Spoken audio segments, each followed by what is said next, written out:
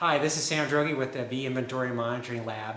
Today we want to show and demonstrate how to preserve specimens in hand sanitizer in ways that allow people to handle them, to put them under the microscope, and to keep them around for displays. So we want to show you where we're going. Here's four examples, I guess. This first one here is a set of Alga chlora pura in hand sanitizer. You see how nicely they float. Then the next one is a set of tiger beetles, and the next one after that is a worm of some kind, and then the very last one is a nomada, a type of parasitic bee. And this is what we're going to concentrate on. We're going to concentrate on putting specimens into cuvettes, because as you can see, the cuvette is very clear, it's square, and it's made of plastic and has lots of good optical qualities. Okay, so what do we need? We need to have a small syringe for pulling out air bubbles. We'll show that in a second. You need some kind of tweezers. We like these reverse tweezers for holding specimens and dipping them in. You need a batch of specimens. Here are dried specimens, and we'll show how to get dried specimens into hand sanitizer. You can also use specimens, and it's probably a little bit better, that have been in alcohol, but what you can't do is you can't use fresh material. It either has to be dried, or it has to be in alcohol, or the gel in the hand sanitizer is just simply going to dissolve and you'll just have alcohol in there.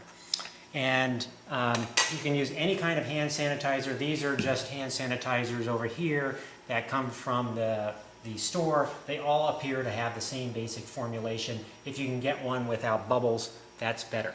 Okay, so the first thing we're going to do is we're going to take some hand sanitizer, and usually we just take the entire top off of the jar, and we're going to dump hand sanitizer into some dried specimens. And we're going to let them soak overnight.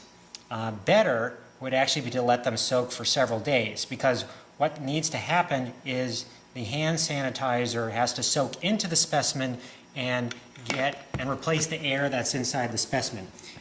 Because as you can see from some of our specimens and some of our examples, little tiny bubbles of air will come out of the specimen and it just won't look good. It doesn't do anything, but a nice presentation is a specimen in hand sanitizer that looks like it's floating with no bubbles in it.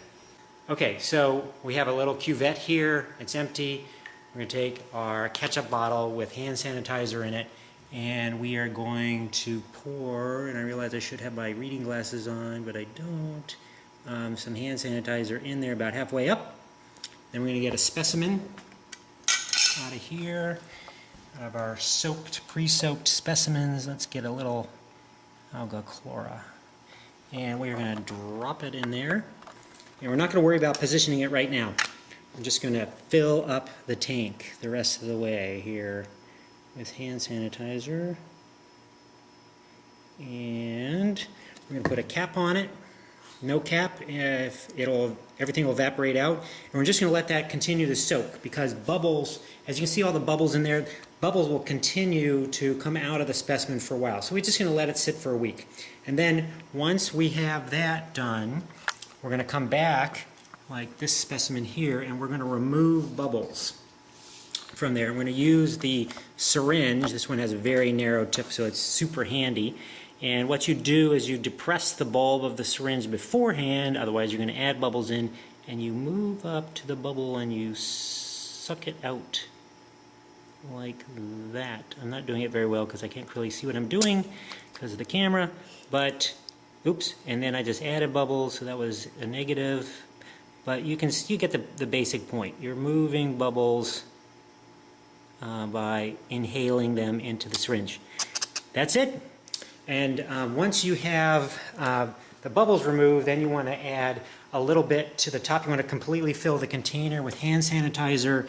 If you add some more bubbles at the same time, you know how to remove them. And then you're going to do it to overflowing. So you want more than enough. So you add the cap onto the top, get rid of the excess hand sanitizer, and then we have done massive testing, as we have found that super glue rather than crazy glue does a better job and a neater job of sealing the edges. So at this point you can seal the edges around the cuvette, and the specimen will stay there indefinitely. And, oh gosh, I forgot one thing. So you can position the specimen prior to crazy gluing by using an extremely thin probe or wire. You can use a paper clip. This happens to be something that was something used in microbiology, which I forget its name, but you can now move this specimen around however you like in the hand sanitizer jar by skillfully, which I'm not demonstrating very well, using the probe to position the specimen and the wings and the antennae. So you get the point. Then after that, after you have it positioned, then you can crazy glue the top, or actually no, sorry, super glue the top on. That pretty much makes it indestructible.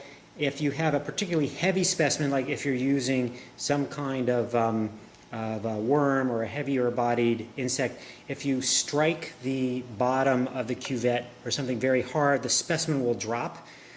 So since you've super glued it, you will have to reverse that process. Otherwise it will just, very light specimens will float indefinitely, and you can treat them very roughly and pass them out to kids, and they're pretty much indestructible. The key is not to use any fresh material, otherwise the gel disappears and, you know, what's the point? Okay, that's it. Hope you enjoy it. Bye-bye.